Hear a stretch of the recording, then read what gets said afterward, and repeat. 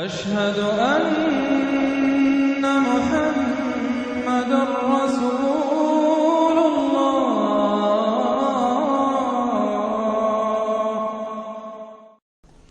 سورۃ التکویر، ویسے تو یہ 4 سورتوں کا جو یہ آیا ہے، دو کے 2 جوڑے ہو چکے۔ اب یہ ہے کہ اس سورہ مبارکہ کا پھر جوڑا جو ہے سورہ انفطار آئے گا بعد میں، لیکن یہ کہ 4 سورتیں تکویر، انفطار، مطففین اور انشقاق، یہ چاروں جو ہے مل کر بھی ایک گروپ بنتی ہیں، لیکن وہ بعد میں ساتھ بات ہو۔ اب وقت چونکہ ہے ابھی ہمارے پاس 10 منٹ، لہذا اس کو ہم جتنا پڑھ سکتے ہیں پڑھ لیں۔ بسم اللہ الرحمن الرحیم۔ اذا الشمس کورت، جب سورج لپیٹ لیا جائے گا یا دھوپ لپیٹ لی جائے گی۔ اب یہ قیامت کے حالات ہیں، کیسے ہوں گے، کب ہوں گے۔ وَإِذَا النُّجُومُ انْكَدَرَتْ، اور جب یہ ستارے ماند پڑ جائیں گے۔ وَإِذَا الْجِبَالُ سُيِّرَتْ، جبکہ پہاڑ چلائے جائیں گے۔ وَإِذَا الْعِشَارُ عُطِّلَتْ، اور جبکہ گابھن بیاہنے والی جو ہے اونٹنیاں وہ کھلی پھریں گی۔ یہ عربوں کی جو ہے سب سے بڑی متاع ہوتی تھی، اونٹنی ہے، اور اس کا حمل جو ہے وضع حمل کا وقت اب قریب آیا ہوا ہے، تو اس کو تو بہت حفاظت سے رکھتے تھے، سنبھال کر رکھتے تھے، سیوا کرتے تھے۔ اس وقت کس کو فکر ہوگی؟ خود اس وقت عورتوں کو اپنے حمل کی فکر نہیں ہوگی تو وہ اونٹنیوں کے حمل کی کس کو فکر ہے؟ وَإِذَا الْعِشَارُ عُطِّلَتْ، وہ ایسے پھریں گی کہ کوئی ان کو پوچھتا ہی نہیں۔ وَإِذَا الْوُحُوشُ حُشِرَتْ، اور جبکہ وحشی جانور جو ہیں وہ بھی جمع ہو جائیں گے، ان کے اندر بھی وہ وحشت وغیرہ ختم ہو جائے گی۔ وَإِذَا الْبِحَارُ سُجِّرَتْ، اور جب سمندر دہکا دیے جائیں گے، ابالے جائیں گے۔ یہ اگلی صورت میں بھی آئے گا، وہاں فجرت ہے، یہاں سجرت ہے۔ محسوس ایسا ہوتا ہے واللہ عالم کہ زمین کو جب کھینچا جائے گا تو اس کے اندر کی گرمی جو ہے وہ اوپر آئے گی، اور سمندروں کے نیچے گویا کہ یوں سمجھیے کہ جیسے سمندریں ہوں گے، سمندر بن جائیں گے بہت بڑی دیگیں، جن کے نیچے وہ آگ جو ہے وہ قریب آ کر جب جلے گی تو یہ سمندر جو ہے یہ ابل رہے ہوں گے، اور ابل کر جو ہے کہ بخارات بنیں گے۔ اذا البحار سجرت واذا النفوس زوجت، اور جب جانوں کو جوڑ ملائے جائیں گے، یعنی مختلف لوگوں کے کہ یہ کس قسم کے لوگ تھے، یہ کس قسم کے لوگ تھے، یا علیحدہ علیحدہ یوزعون جو آیا ہے ان کو مختلف جماعتوں میں تقسیم کیا جائے گا۔ وَإِذَا الْمَوْءُودَةُ سُئِلَتْ، اور جب کہ وہ لڑکی، وہ بیٹی کے جو زندہ دفن کر دی گئی تھی، اس سے پوچھا جائے گا بِأَيِّ ذَنْبٍ قُتِلَتْ، کہ وہ کس گناہ کی پاداش میں قتل کی گئی تھی۔ دیکھیے کس قدر لطیف ہے، اس سے پوچھا جائے گا تجھے کس لیے قتل کیا گیا۔ بِأَيِّ ذَنْبٍ قُتِلَتْ وَإِذَا الصُّحُفُ نُشِرَتْ، جب صحیفے کھول دیے جائیں گے یعنی اعمال نامے۔ وَإِذَا السَّمَاءُ كُشِطَتْ، اور جب آسمان کی کھال اتار لی جائے گی، جیسے جانوروں کی کھال جب اتار لی جاتی ہے تو اب وہ اندر سے گوشت سارا نظر آ رہا ہے، تو ایک مفہوم تو یہ ہے کہ آسمانوں کے اوپر جو کچھ ہے وہ بھی انسانوں کو نظر آنے لگے گا، اور ایک یہ بھی ہے کہ جو ہم نے پڑھا تھا سورہ رحمان میں، فَإِذَا انشَقَّتِ السَّمَاءُ فَكَانَتْ وَرْدَةً كَالدِّهَانِ، تو جیسے کہ جانوروں کی جب کھال اتر جاتی ہے تو اندر سے سرخ گوشت نکلتا ہے، اسی طریقے سے اس وقت جو ہے پہاڑ کی ان کے آسمانوں کی شکل ہو جائے گی۔ واللہ عالم۔ وَإِذَا الْجَحِيمُ سُعِّرَتْ، اور جب کہ جہنم دہکائی جائے گی۔ وَإِذَا الْجَنَّةُ أُزْلِفَتْ، اور جب جنت قریب لے آئی جائے گی۔ ان 13 آیتوں کے بعد فرمایا عَلِمَتْ نَفْسٌ مَّا أَحْضَرَتْ، ہر جان جان لے گی کہ اس نے کیا چیز یہاں پہنچائی ہے، کیا حاضر کی ہے، کیا عمل لے کر آئی ہے۔ اس وقت سب کے سامنے اپنا کچا چٹھا آ جائے۔ فَلَا أُقْسِمُ بِالْخُنَّسِ وَالْجَوَارِ الْكُنَّسِ وَاللَّيْلِ إِذَا عَسْعَسَ، تو نہیں، قسم ہے مجھے ان ستاروں کی جو سیدھا چلتے چلتے پھر پیچھے ہٹنا شروع کر دیتے ہیں۔ الجوار الکنس، اور پھر وہ دبک جاتے ہیں۔ اب یہ میں زیادہ فلکیات سے واقف نہیں ہوں، لیکن یہ یہاں لکھا ہے مولانا شبیر عثمانی نے کہ کئی سیاروں مثلا زحل، مشتری، مریخ، زہرہ، عطارد کی چال اس ڈھب سے ہے کہ کبھی مغرب سے مشرق کو چلے، یہ سیدھی راہ ہوئی، کبھی چھٹک کر الٹے پھرے، اور کبھی سورج کے پاس آ کر کتنے ہی دنوں تک غائب رہے۔ یہ گویا کہ اس کا نقشہ ہے۔ اب اس کو تو ظاہر بات ہے کہ ایسٹرونومی والے جو ہیں اس پہ محنت کریں اور دیکھیں کہ اس کے ساتھ کیا مطابقت پیدا ہوتی ہے۔ ان کی قسم کھائی واللیل اذا عسعس والصبح اذا تنفس، یہ سمجھ میں آنے والی بات ہے۔ جب رات روانہ ہونے لگے، پیٹھ موڑے، واللیل اذا ادبر ہم پڑھ چکے ہیں سورہ مدثر میں، جب رات پیٹھ موڑتی ہے جا رہی ہے، واللیل اذا عسعس والصبح اذا تنفس، اور جب صبح جو ہے وہ سانس لینا شروع کرتی ہے۔ بہت ہی لطیف ہے۔ صبح کے وقت جیسے پہلے سناٹا پڑا ہوا تھا، اب یہ ہے کہ کچھ نہ کچھ کوئی کا دکا آدمی آپ کو سڑک پہ چلتا نظر آیا، کوئی نکلا ہے، گویا کہ صبح نے سانس لینا شروع کر دیا ہے، اس کا تنفس جو ہے اس کا آغاز ہو گیا۔ والصبح اذا تنفس، اب یہ قسمیں کھا کر، انہ لقول رسول کریم، یہ قرآن ایک بہت باعزت ایلچی کا قول ہے، اور یہاں مراد ہے حضرت جبرائیل علیہ السلام۔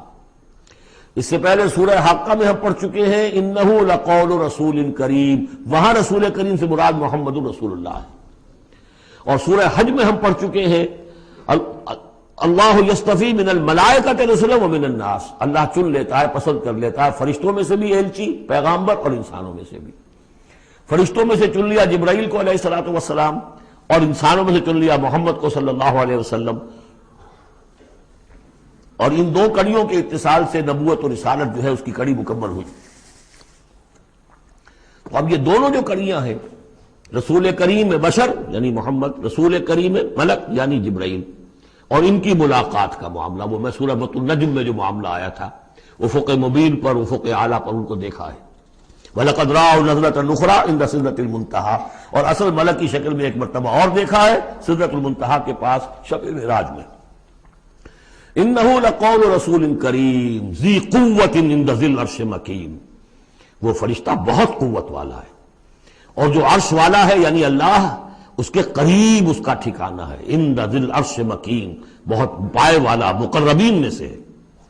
مطاع، تمام فرشتے اس کی اطاعت کرنے والے، وہ مطاع ہے، سپہ سالار ہے فرشتوں کا، اس کا حکم مانا جاتا ہے۔ سمامین، اور اس کے ساتھی امانت دار ہے، مجال نہیں ہے کہ کسی کی حق تلفی کرے۔ وما صاحبکم بمجنون، اور تمہارے یہ ساتھی جو ہے محمد صلی اللہ علیہ وسلم، یہ کوئی مجنون نہیں ہے۔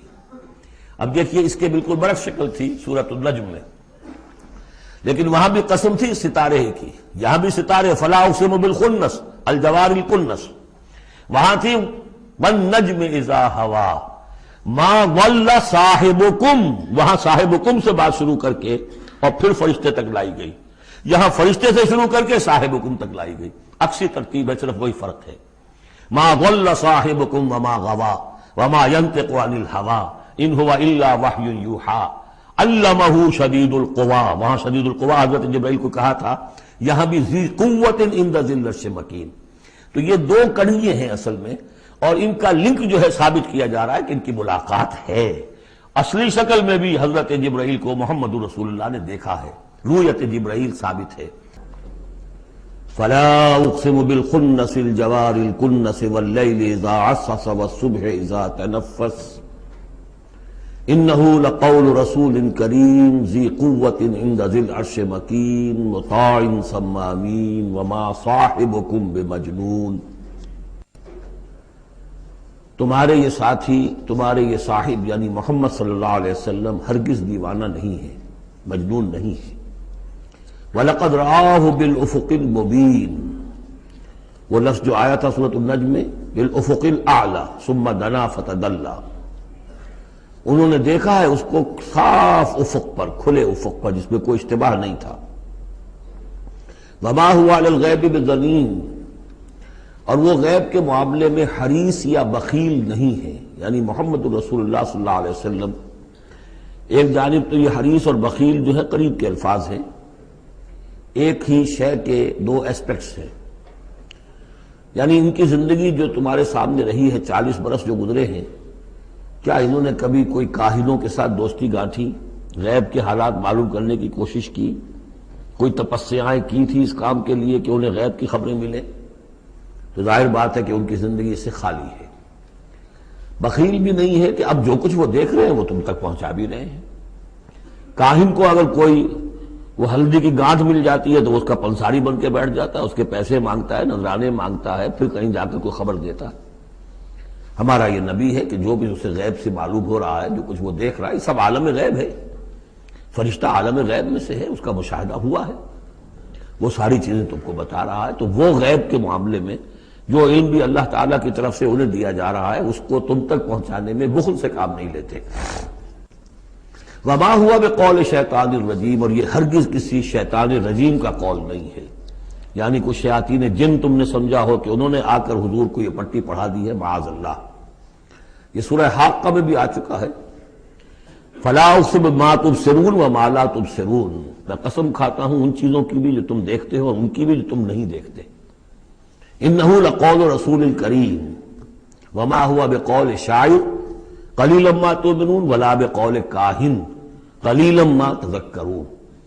اب دیکھیے کاہن کو جو خبر ملتی تھی وہ جنات سے ملتی تھی، وہ ما لا تبصرون میں سے ہے، اور شاعر جو شعر کہتے تھے وہ خود کہتے تھے وہ ان میں سے ہے کہ ما تبصرون۔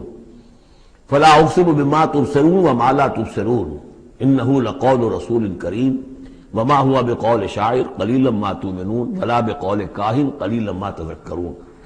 یہاں بھی فرمایا یہ کسی شیطان رجیم کا قول نہیں۔ فأین تذہبون، تو تم کدھر جا رہے ہو؟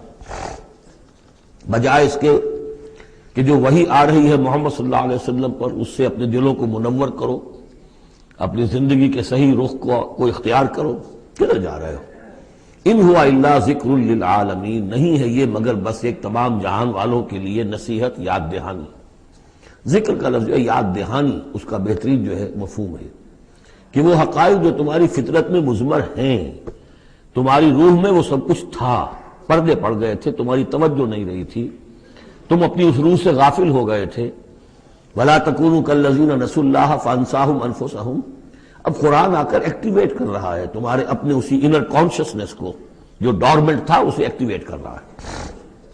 لِمَنْ شَاءَ مِنْكُمْ أَنْ يَسْتَقِيمَ، ہر اس شخص کے لیے جو تم میں سے چاہے کہ وہ سیدھے راستے پر آ جائے، جو بھی طالب ہوگا ہدایت کا، جو صراط مستقیم حاصل کرنا چاہے گا، اس کے لیے یہ یاد دہانی ہے۔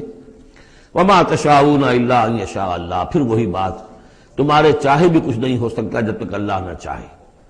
یہ دو مشیتیں ملتی ہیں، تم بھی چاہو اور اللہ بھی چاہے، تب کام ہوگا۔ اللہ کا اذن ہوگا، اللہ کی توفیق ہوگی، تمہارا ارادہ ہوگا۔ تمہارا ارادہ نہیں تو اللہ زبردستی ٹھونستا نہیں، زبردستی ٹھونس دے تو پھر جزا و سزا کا کوئی سوال نہیں، پھر یہ سارا کا سارا معاملہ ہی جو ہے وہ باطل ہو جاتا ہے۔ الا ان یشاء اللہ رب العالمین، تمہارے چاہے کچھ نہیں ہو سکتا جب تک نہ چاہے اللہ کے جو تمام جہانوں کا رب ہے۔